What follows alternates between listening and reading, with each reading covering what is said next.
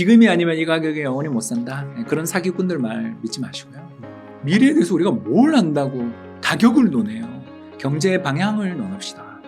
한 100만 원 이상의 원금 환급을 받을 수 있어요. 그렇죠. 그건 무조건 해야 되거든요. 무조건.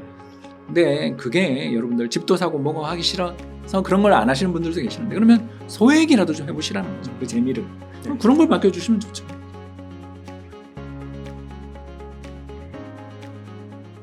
그러니까 어떤 업종 싫어 좋아가 아니라 저는 많이 오르고 밸류에이션 매력이 없는 회사 싫어지. 너무 그 좋아하는 섹터 나쁜 섹터 그런 거 없어요. 저 지난해 연말 와서 LG엔솔 사자 그랬잖아요. 네. 저 그런 사람이에요. 그러다가 요즘 왜 제가 자꾸 그랬는지 이제 이유를 아셨잖아요. 네. LG화학이 2조 판다 그런 다음부터 어떻게 되는지 봤잖아요.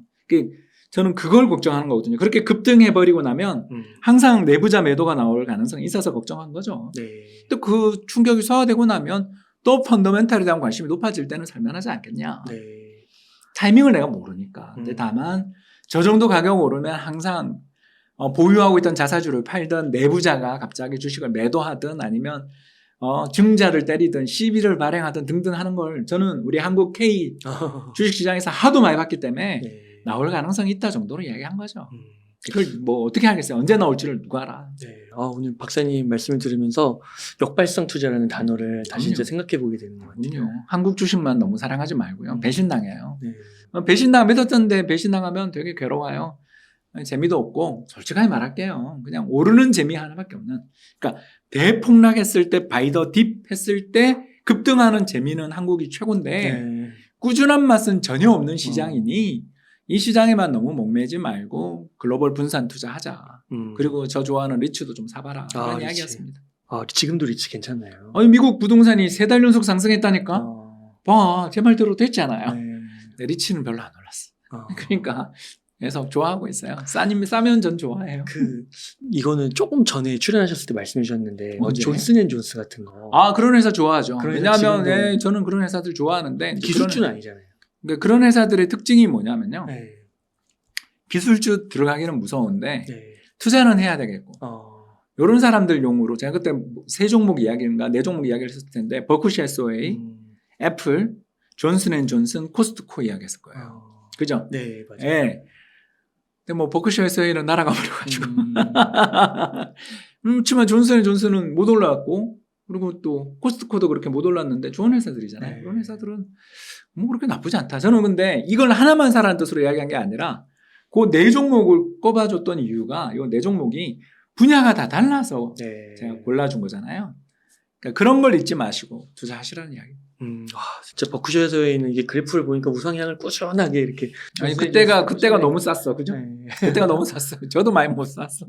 부끄러워요. 사실은 저는 정말 바이더 딥을 좋아하는 사람이라서 패닉을 일으키면서 어떤 우량 기업이 폭락하면 그걸 참지를 못해요.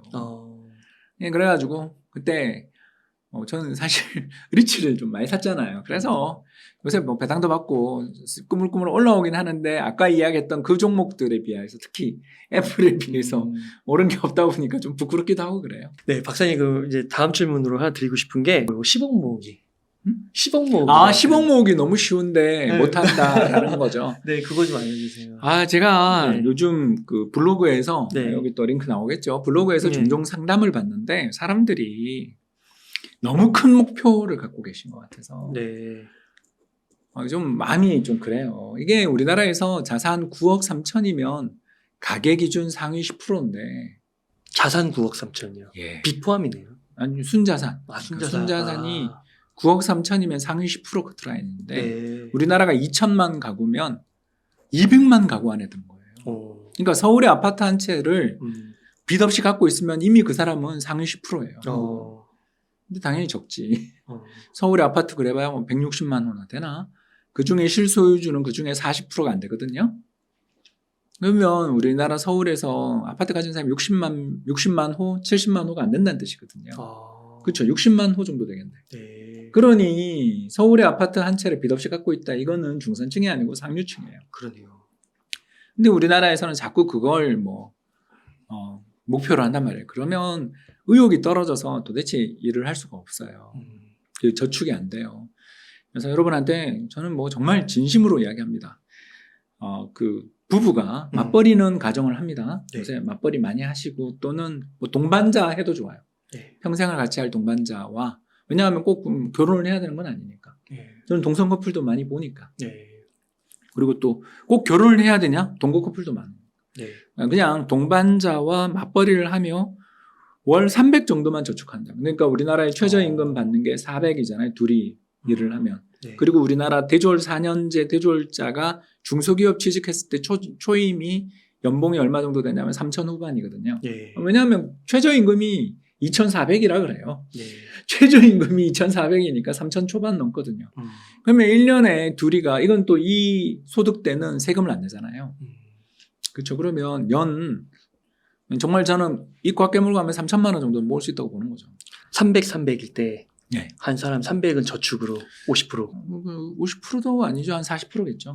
근데 이제 국민연금 내고 해야 되니까. 음. 그래서 그렇죠. 아무튼 이 정도를 3천을 저축하면 10년인 3억으로 생각하기 쉬운데 그렇지 않습니다. 이게 연환산 복리수익률 7%로 가기 시작하면 거의 10억을 가까이를 갈 수 있습니다. 10억까지는 안 되는데 왜 그러냐면 3억을 모은 상태에서 예를 들어서 우리 계산을 그냥 쉽게 하기 위해서 하는 거예요. 네. 어떤 애 10%가 나 3,300인데 여기다 다시 3,000을 우리가 또 넣잖아요. 그러면 6,300을 가지고 또 10% 하면 벌써 1억에 가까워지는 게 금방 한 3년이면 3년이 안 걸리죠. 2년 반에 아마 1억이 될 거고요. 그래서 10%로 운용을 한다라는 건 너무 어렵으니까 10년은 너무 과한 목표니까 한 15년 이해되시죠? 네. 이렇게 하면 이게 복리로 불어나기 때문에 아. 엄청난 성과를 거둘 수가 있어요. 근데 어떻게 하면 연환산 복리수익률 7에서 10%를 거두느냐? 두 가지 방법이 있잖아요. 첫 번째는 제가 좋아하는 달러 스위칭. 보통 때는 달러로 저축했다가 작년처럼 환율 급등할 때 달러 차익 실현해서 그때 수출주. 기억나시죠? 삼성전자나 현대차 같은 거 사라 그냥. 왜냐하면 이 정도 환율 레벨까지 올라가면 이 회사가 1년 지나고 수익 못 내는 걸 본 적 없다. 그죠? 이미 요새 현대차가 그걸 보고 있잖아요. 네. 올해 뭐 이익이 20조가 나네, 30조가 나네 그러고 있잖아요. 네. 그만큼 난다고요. 이걸 하든가 아니면 두 번째가 제가 늘 좋아하는 거 투자 3분법. 간단하죠. 한국 주식에 3,000이잖아요. 1,000만 원 한국 주식, 1,000만 원 미국 주식, 1,000만 원 미국 국채나 뭐 SOFR, 미국 외화예금 이런 데다가 딱 넣어놓는 거죠. 그리고 1년이 지난 다음에 새로운 3,000만 원을 가지고 투자를 하면서 다시 3대 3대 3을 맞추는 그런 식으로 투자를 해나가면 10년에 한 번 정도 작년 같은 해는 적자나죠 당연히. 왜냐하면 작년에 뭐 한국 주식이 너무 많이 빠졌으니까. 그러나 10년에 한 번 정도 닥치는 그런 전 세계 주식시장이 동반 폭락하는 장을 빼고 나면 2008년, 2022년 같은 그런 폭락장을 빼고 나면 이게 9년은 벌거든요. 그러면 마이너스가 제약되면 이 양반들도 우리가 300만 원만 저축하는 걸로 했지만 진급 안 해요? 하죠. 네. 인플레만큼은 연봉이 오르잖아요. 네. 그러면 어떻게 돼요? 저축하는 돈이 4천이 되고 5천이 될 거 아니에요. 네. 그러면 10에서 15년 정도 맞벌이 부부 기준 10에서 15년 정도 애가 있다. 부모님의 희생을 많이 받아야 되지만 그래도 애들 초등학교 들어갈 때까지 또는 초등학교 다니는 동안에는 사실 태권도 도장 보내고 우리 엄마가 그렇게 열심히 사는 걸 보면 애들도 공부 열심히 하겠지. 네. 그렇게 생각을 하면서 애들에게 자산을 물려준다고 생각하고서 사교육비 들어갈 걸 거기다 한번 투자를 해보면 상위 10%인 관문이 9억 3천인데 9억 3천은 들어가겠네요. 예, 충분히 들어가고도 남는 거죠. 그리고 더 나가서 이 9억 3천의 관문은 아마 작년 데이터는 아직 안 나왔으니까 올해 이제 11월에 작년 데이터가 나오는데 아마 굉장히 떨어졌을 거예요. 작년 부동산 가격과 주식 가격이 다 폭락한 걸 네. 기준으로 해서 순자산 가치를 측정하니까 그러면 8억 후반일 거예요. 네. 그럼 상위 10%예요. 상위 10%가 노후를 걱정한다. 그런 나라는 망해야지. 상위 10%가 왜 노후를 걱정해? 너무 심하다니까 그 불안감이. 한국 사람은. 네.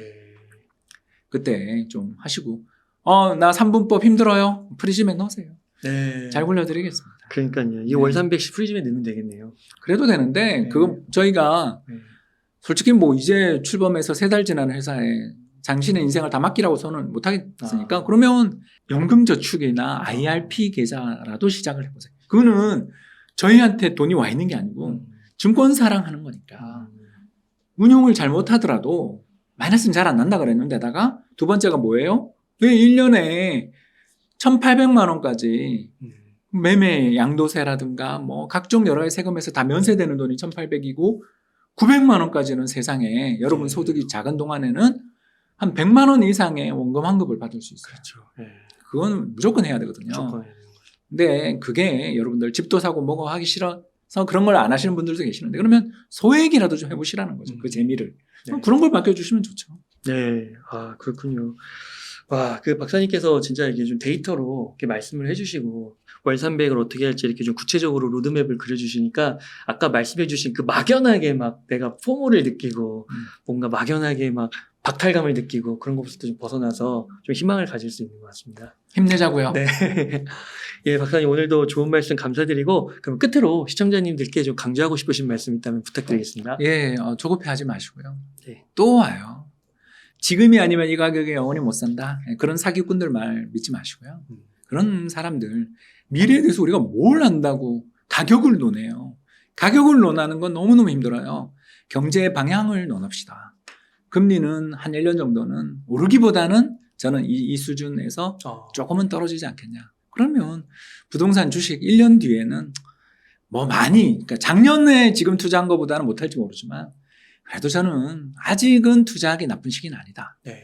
이렇게 생각하고 있습니다. 여러분들 힘내시기 바라고요. 너무 한국 주식 특정 종목에 올인하기보다는 좀 저평가된 그리고 다양한 시장에 존재하는 우량 기업에 분산하는 재미도 한번 느껴보셨으면 합니다. 감사합니다. 감사합니다. 이렇게 해서 유튜브 채널 홍춘욱의 경제강의 노트의 홍춘욱 박사님을 모시고 이야기를 나눠봤습니다. 긴 시간 동안 유익한 사이트 많이 나눠주셔서 감사의 말씀드립니다. 오늘 고생 많으셨습니다. 감사합니다.